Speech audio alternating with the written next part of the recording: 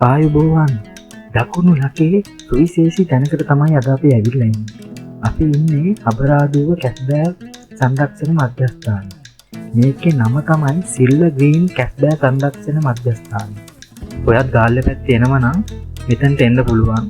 ඔයාටත් මෙතනට ආවොත් සුවිශේෂී කරුණු රාශියක් දැක ගන්න බලා ගන්න පුළුවන්.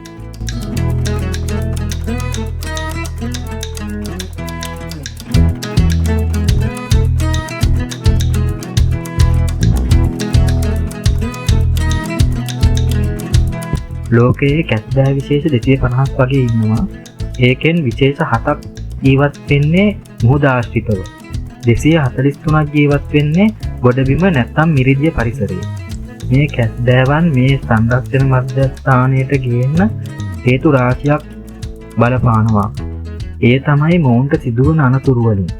ඒ කියන්නේ මෝටර් බෝට්ටු, මාළු දැල් වගේ මිනිස් ක්‍රියාකාරකම් වලින් සිදුවන අනතුරු වගේම විවිධ මුහුද සතුන්ගෙන් සිදුවන අනතුරු නිසා මෙයාලට තුවාල වෙනවා. ඒ තුවාල වෙච්ච සත්තු හම්බ වුණාම මේ වගේ මධ්‍යස්ථාන වලට ගේනවා.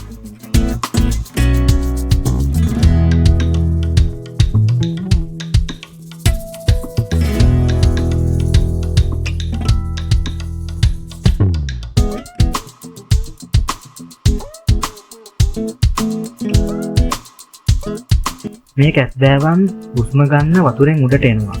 ඒකට සරිලන විදිහට නායක් සහ පෙනහළු පිරලා තියෙනවා. මිනිසුන්ගේ වගේ. මාළුවන්ගේ නම් කර්මල් ඇතුලෙන් හුස්ම ගන්න පුළුවන්. මේ කැස්බෑවන්ගේ වරල් වගේ පිහිටලා තියෙන්නේ පිහිනන්න පුළුවන් වෙන්න.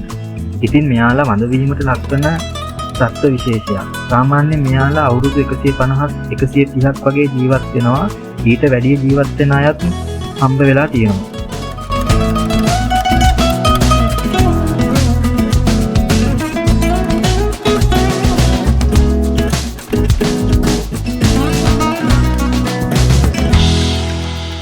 සතෙක් ඉපදිලා අවුරුදු 5ක් 6ක් වගේ ගියාම තමයි බිත්තර දාන්නේ. පළවෙනි පාරේ බිත්තර දාන්න Taman ඉපදිච්ච බීච් එකට එනවා කියලා තමයි දැනගන්න හම්බ වුණේ.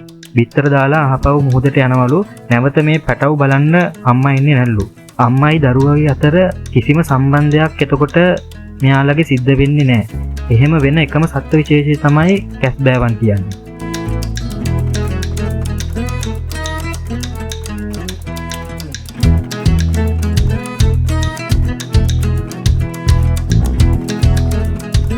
බීච් එකේදී මේ සත්තු පැටව ඉපදුණු ගමන්ම මුහුදට යනවා.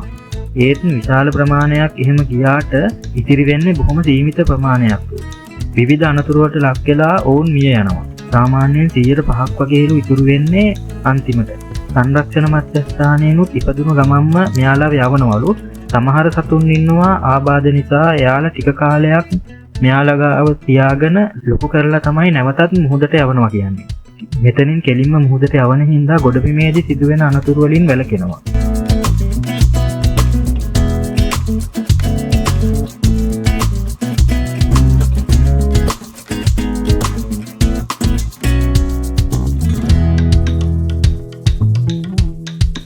ඉතින් ඔයාලටත් පුළුවන් මේ සිල්වර් ග්‍රීන් කැස්බෑ සංරක්ෂණ මධ්‍යස්ථානයට එන්න.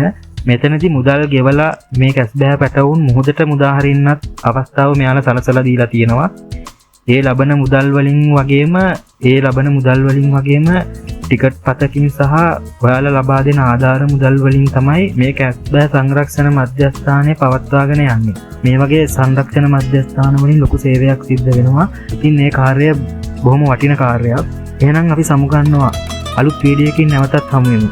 ජය වේවා ඔයාලට.